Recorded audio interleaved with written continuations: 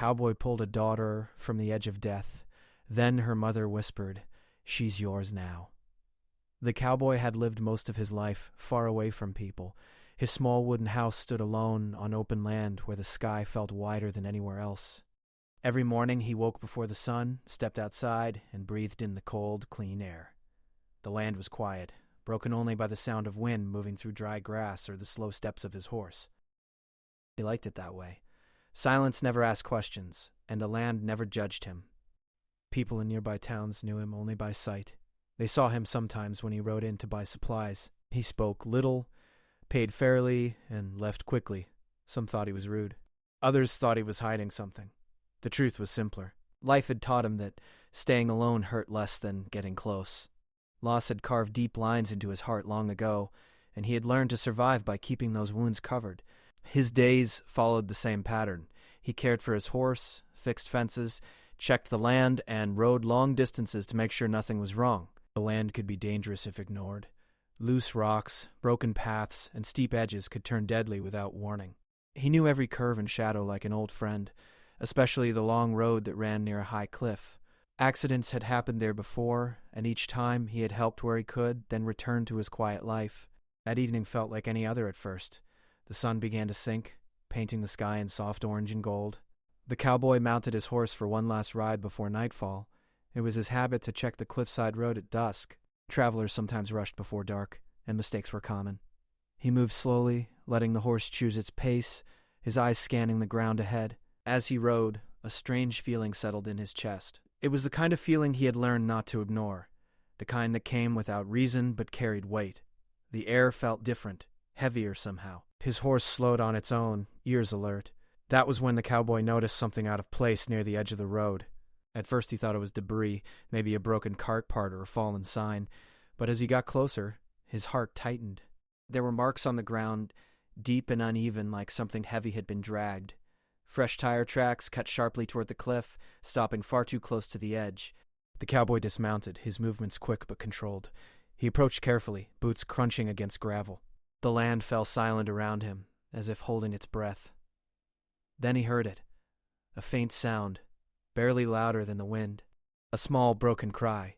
His body reacted before his mind did. He moved faster, following the sound, eyes scanning the steep slope below the road. There, just below the edge, lay a child. She was small too still, her clothes torn and covered in dust. One leg rested at an unnatural angle, and her face was pale. For a terrifying moment, he thought he was too late. The fear struck him hard, sharp enough to pull memories he tried to forget. But then he saw her chest rise, slow and shallow. She was alive. The cowboy slid down the slope carefully, ignoring the sting of scraped hands and bruised knees. He reached her side and knelt, forcing himself to stay calm. Panic would only waste time. He checked her breathing, her pulse. Weak but there. Blood darkened the ground near her head, and he knew she needed help fast. He looked around, searching for anyone else. "Hello?"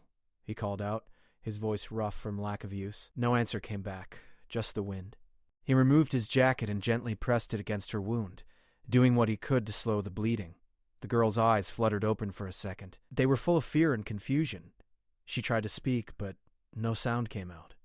"It's all right," he said softly, surprising himself with the gentleness in his voice. "You're not alone. I've got you." She blinked, then passed out again.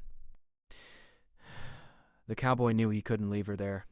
The nearest town was far, but waiting would cost her life. Carefully, he lifted her, every movement slow and steady. She felt lighter than she should have, fragile like glass. He carried her up the slope, muscles burning, mind focused on one thing, keeping her alive. His horse stood waiting, calm as ever. He secured the girl in front of him as safely as possible and mounted. With one last look at the cliff, he turned the horse toward his cabin. It wasn't ideal, but it was closer than town, and he had supplies. Time mattered more than perfection. The ride felt endless. The girl stirred occasionally, letting out soft sounds that cut into him deeper than any wound. He spoke to her the entire way, even though she didn't respond. He talked about the sky, the horse, the land, anything to keep her tied to the moment, to life. When they reached the cabin, the sky had darkened. He carried her inside and laid her carefully on his bed. The small room suddenly felt different, crowded with fear and urgency. He cleaned her wounds as best he could, working with steady hands despite the storm inside his chest. As he worked, questions filled his mind. Where was her family? How had she ended up near the cliff? And why did fate choose him, a man who avoided people, to be the one to find her? He pushed the thoughts aside. Answers could wait. Survival could not. Hours passed slowly. The girl's breathing remained shallow but steady. Exhaustion crept into his bones, but he stayed awake, watching her, listening for any change. He had faced storms, injuries, and long, lonely nights before, but this felt different. This felt personal. Near midnight, she stirred again. Her eyes opened slightly, and she whispered a single word, so soft he almost missed it. "Mom." The cowboy's throat tightened. He had no answer to give her, no comfort that felt enough. He placed a gentle hand on her shoulder. "She'll find you," he said, though he didn't know if it was true. "Just rest." She drifted back into sleep. The cowboy leaned back in his chair, staring at the dim light flickering on the walls. His quiet life had been broken in a single moment. Whatever came next, he knew one thing for sure. This was only the beginning. The night passed slowly, like time itself had decided to walk instead of move. The cowboy did not sleep. He sat near the bed, watching the small rise and fall of the girl's chest. Every breath mattered. Every sound made him alert. The lamp burned low, throwing soft shadows across the wooden walls. Outside, the wind moved gently, unaware that a life hung between staying and slipping away. From time to time, the girl stirred. Her face tightened as if she were trapped in a bad dream. She whispered words that made no sense, mixed with quiet cries. Each sound pulled at something deep inside the cowboy, something he thought had gone numb long ago. He spoke to her in a low voice, calm and steady, even when fear pressed hard against his ribs. "You're safe," he told her again and again. Just hold on." She needed real help. The town was far, but daylight gave him a chance. He wrapped her carefully in clean cloth, securing her injuries as best he could. His movements were gentle, practiced from years of handling injured animals, but this was different. She was not livestock or wildlife. She was a child. Someone's whole world. He carried her outside as the sun rose, painting the land with pale light. The horse stood ready, as if it understood the urgency. He placed the girl in front of him again, holding her close enough to feel her breathing. Then he turned toward the long road to town. The ride was rough. Every bump made him tense, afraid it would cause her pain. He slowed where the path was uneven, whispering reassurance even when she could not hear him. More than once he felt her body go limp, and panic flared inside him. Each time he checked her pulse, refusing to let fear take control. Halfway to town she woke. Her eyes opened suddenly, wide and frightened. She tried to move, then cried out softly in pain. The sound cut through him like a blade. "Easy," he said quickly. "Don't move, you're hurt." She looked up at him, confused, her small hands gripping his shirt weakly. Her lips trembled. "Where?" she tried to ask, but the words broke apart. "You're safe," he repeated. "I'm taking you to get help." "My mom," she whispered. The cowboy swallowed hard. He did not know what to say. Lying felt wrong, but silence felt worse. "We'll find her," he said carefully. "Right now, you need to stay awake for me." She stayed awake only a few minutes before exhaustion pulled her back into sleep, but that short moment stayed with him. Her trust felt heavy, like something precious placed in his hands without question. When the town finally came into view, relief washed over him so strongly his legs nearly failed him. People noticed them right away. A man riding in fast with an injured child did not go unseen. Shouts rose, doors opened. Help came running.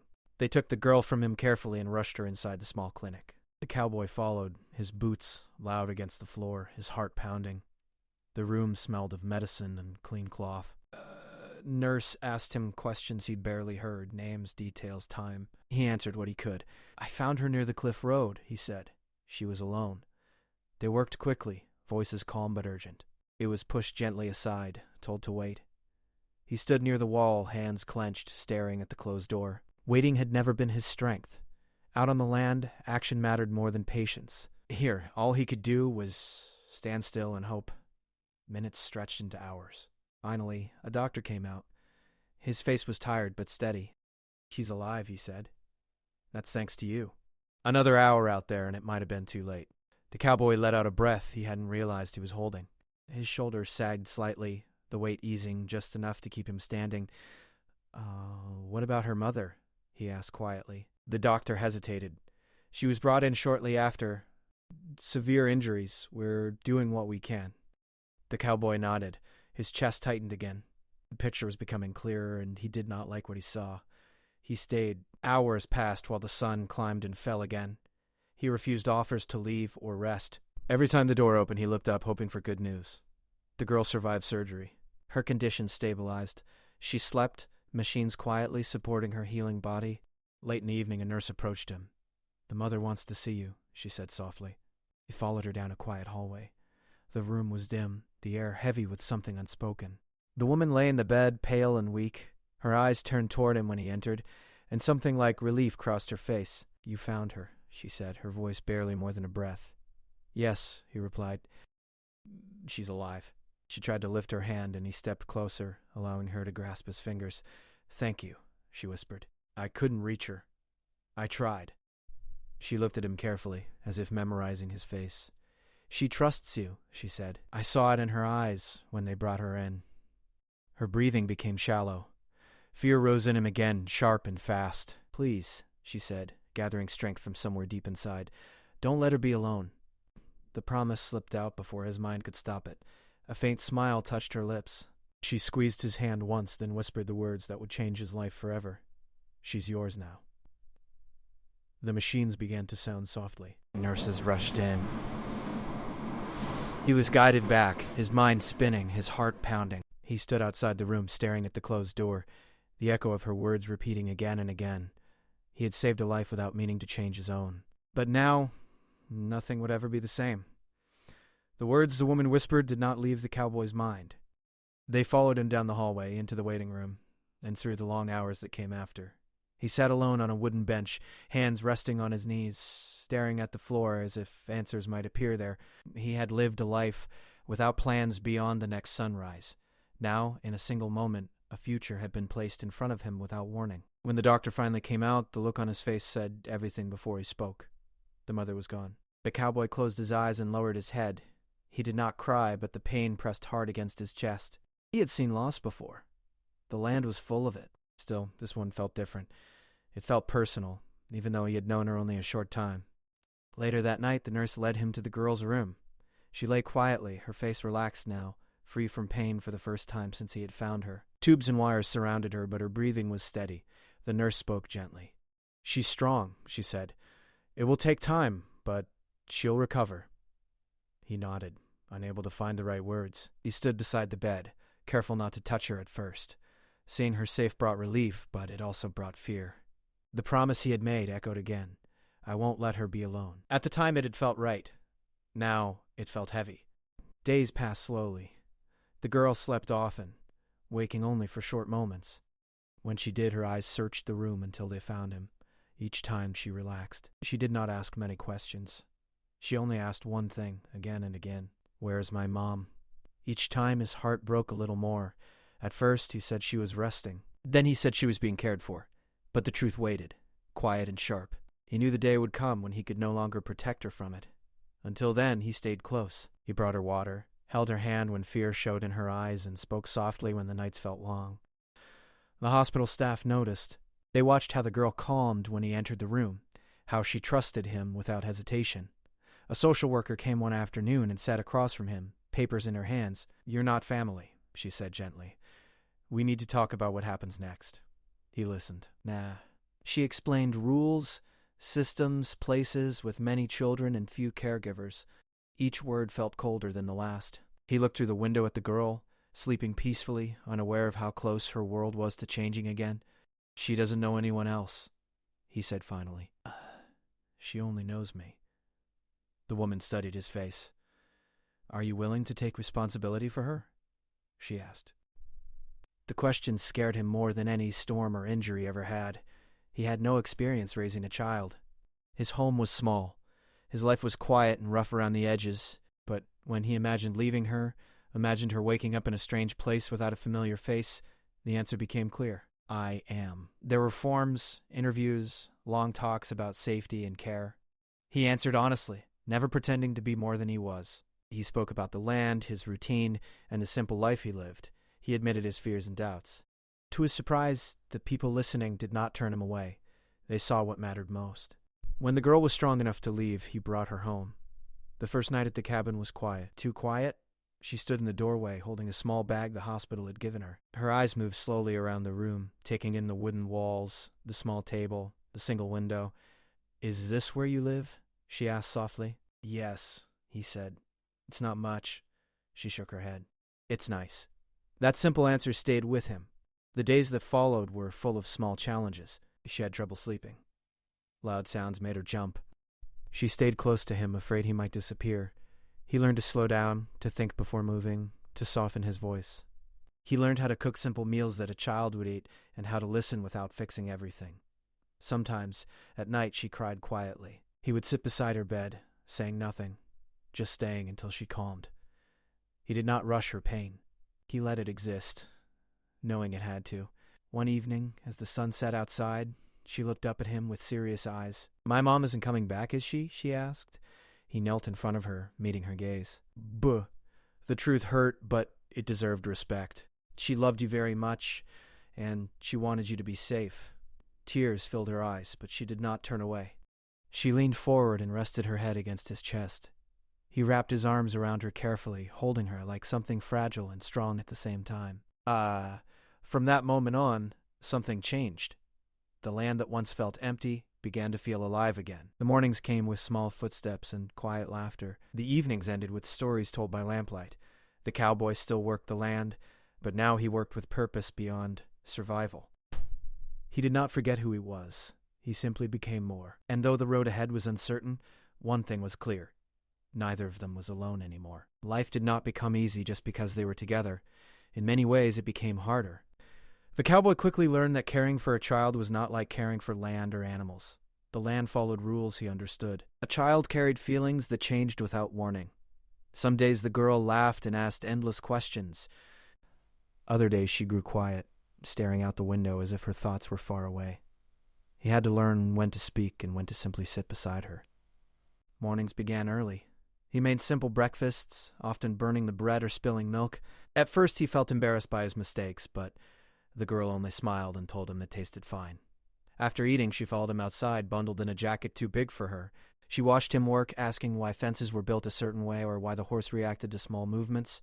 He answered as best he could, sometimes surprised by how much he enjoyed explaining things he had always taken for granted. There were moments when doubt crept in. At night, after she had fallen asleep, he sat alone and wondered if he was enough. He worried about her education, her health, and her future.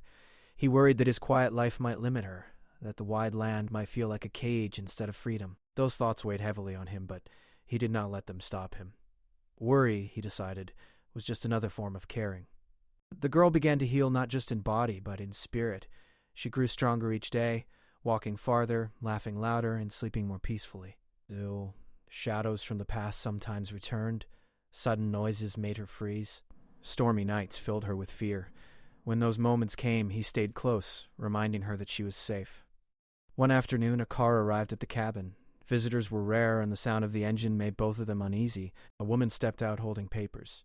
She introduced herself kindly and explained she was there to check on the girl's well-being. The cowboy listened carefully, answering questions honestly. The girl stayed close to him, her small hand gripping his shirt.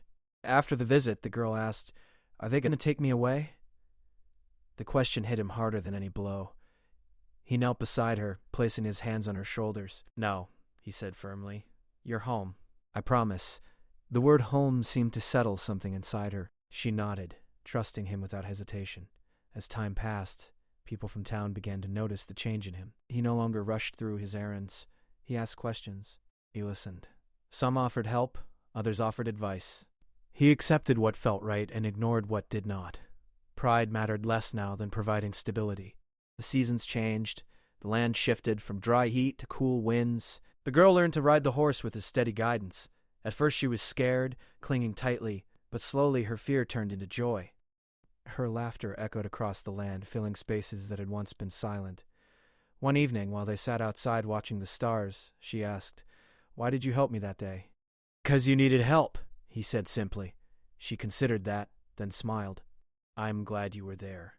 So was he, though he did not say it aloud. Challenges continued to appear. Money was sometimes tight, time felt shorter than it used to. But the cowboy learned to adapt. He traded work, accepted help, and found strength in routines. The girl began learning from books borrowed from town, reading aloud in the evenings while he listened. Her voice, once weak and afraid, grew strong and confident. There were days when he failed. He lost his temper once, raising his voice out of frustration. The look on her face stopped him instantly. He apologized, kneeling down to her level. "I'm sorry," he said. "I'm still learning." "Me too." That shared honesty built trust deeper than words. One night, during a heavy storm, the power went out. The wind howled, shaking the cabin. The girl trembled, fear returning in full force. Without hesitation, he wrapped her in a blanket and held her close. They sat together until the storm passed, listening to each other's breathing. In that moment, he realized something important. He was no longer just protecting her. She was changing him too. She had brought light into places he had kept dark for years. By the time spring returned, the cabin felt like a real home. Not perfect, not polished, but alive. The cowboy no longer measured his days by how much work he finished. He measured them by shared meals, small victories, and quiet moments of understanding. The road ahead was still uncertain. Questions remained. But one thing had become clear through every challenge and every doubt. The bond between them was no longer built on rescue alone. It was built on choice, effort, and love that grew stronger with each passing day.